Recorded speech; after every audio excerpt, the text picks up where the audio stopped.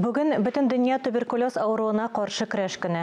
Ол йогышлы ауруны дәвалау һәм аннан саклану өчен киң җәмәгатьчелекнең игътибарын җәлеп итү максатыннан билгеләнгән.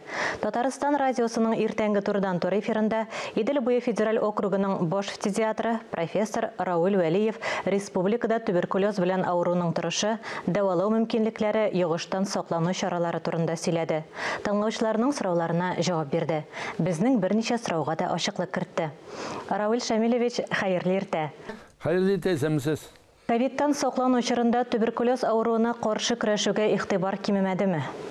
Кызганычка каршы, инде ковид булган аркасында безнең диспансеризация һәм флюорографияларын узу тыелган иде.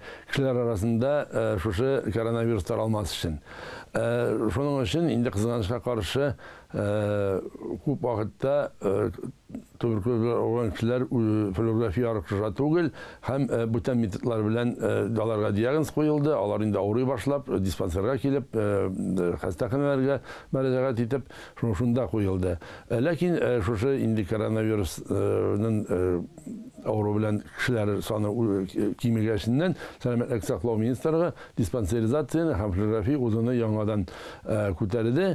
Шуның өчен бу очракта инде әйтеп була, дөрестән дә пандемия вакытында туберкулез белән авырган кешеләрнең саны кайбер өлкәләрдә артты һәм туберкулездан үлүчеләрнең дә саны кызганычка каршы артты.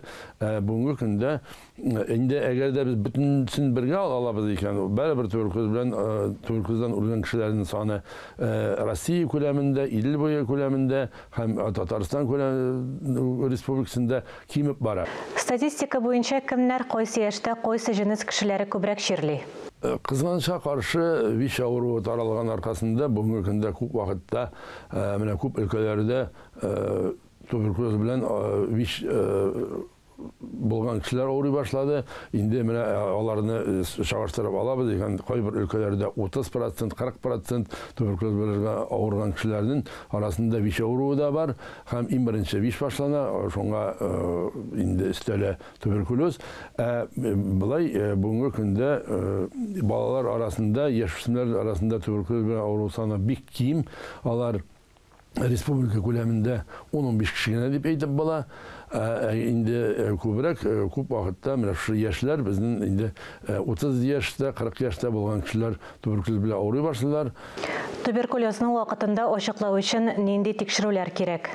Балалар арасында менә без әйтәбез инде манту реакциясе дип, аны күп халык бөтенсе яхшы белә. Ләкин соңгы елларда безнең инде яңа методлар бар, диаскин тест дип атала.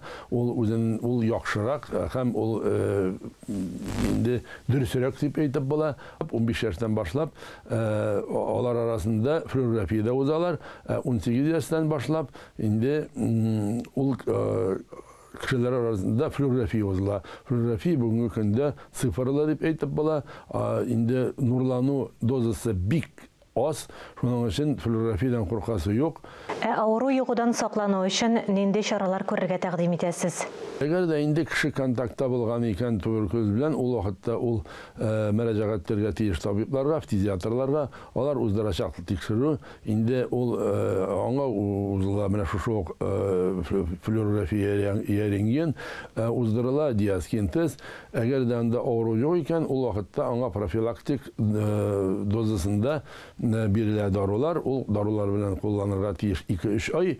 Кеше әгәр дә инде авыру табыла икән, ул вакытта дөрестән дә аны дәвалыйлар. Шуннан тыш әйтеп була, менә без әйтәбез инде сәламәтлек сакларга кирәк. Вакытында ашарга, вакытында йокларга, вакытында тикшерелергә, инде менә бу алкоголь эчемлекләре белән инде кеше куллана да икән, алкоголикка әйләнмәскә. Шуның өчен менә без әйтәбез инде, русча әйткәндә общездоровительное мероприятие дип, кеше здоровый образ жизни дип әйтәбез. Менә шуның өчен әгәр дә кеше шулар белән куллана икән, ул вакытта туберкулез авырмаячак. Хәзерге шартларда республикада туберкулезны дәвалау мөмкинлекләре нинди? Бүгенге көндә безнең бар туберкулезга каршы диспансер, республика диспансеры һәм аның зур шәһәрләрдә аның бар филиаллары, инде районнарда бар табиблар, фтизиаторлар. Шуның өчен бүгенге көндә туберкулезны дәвалау мөмкинлекләре бик күп. Дарулар бөтенсе бар.